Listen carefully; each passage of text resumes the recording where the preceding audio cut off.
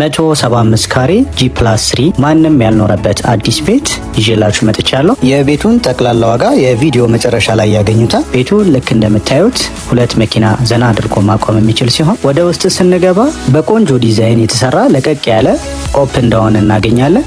ይህ ዘመናዊ ቤት ግራውንድ ላይ ለእንግዳ ማረፊያ የሚሆን መኝታ ቤትና ራሱን የቻለ ሻወር፣ ሽንት ቤት የያዘ ነው። ከዚህ በተጨማሪ እጅግ በጣም ሰፊ የሆነ ኪችን፣ ቆንጆ የሆነ ኪችን ካቢኔት የተገጠመለት ነው። ተፈጥሯዊ ብርሃንና አየርን በቀላሉ ማግኘት የሚችል የሆነ ተደርጎ የተሰራ ኪችን አለው። ግራውንድ ፍሎሩ ይህንን ይመስላል።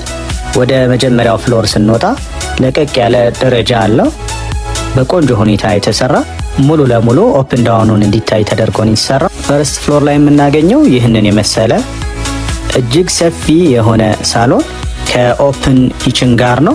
እንደምትመለከቱት ሳሎኑ በጣም ሰፊና ደረጃቸውን በጠበቁ የፊኒሺንግ ማቴሪያሎች የተሰራ ነው። ከወለል ያለውም ከፍታ ቆንጆ ነው። ሌላኛው እዚህ ቤት ላይ በጣም የወደድኩት ነገር ሳሎን ቤቱ ሰፊም ከመሆኑም በተጨማሪ ሰፊ የሆኑ ባልኮኒዎችን አብሮ ይዟል። ሁሉም ቤቶች ተፈጥሯዊ ብርሃንና አየር የሚገባባቸው ሰፋፊ ባልኮኒዎች ያሏቸው። ፈርስት ፍሎር ላይ ያለው ሳሎን ይህንን ይመስላል። ሰከንድ ፍሎር ላይ የምናገኘው መኝታ ቤቶቹን ሲሆን ሁሉም መኝታ ቤቶች የራሳቸው ልብስ መቀየሪያ ክፍልና እንደዚሁም ራሱን የቻለ ሻወር፣ ሽንት ቤት የያዙ ናቸው። ይህ ማስተር ቤድሩሙ ነው።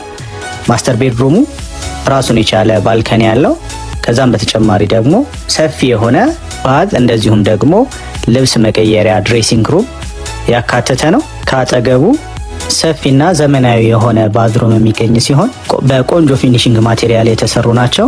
ሻወር፣ ሽንት ቤት እንደዚሁም ደግሞ ለስቲም እና ለጃኩዚ እንዲሆን ተደርጎ የተሰራ ዘመናዊ መታጠቢያ ክፍል ነው።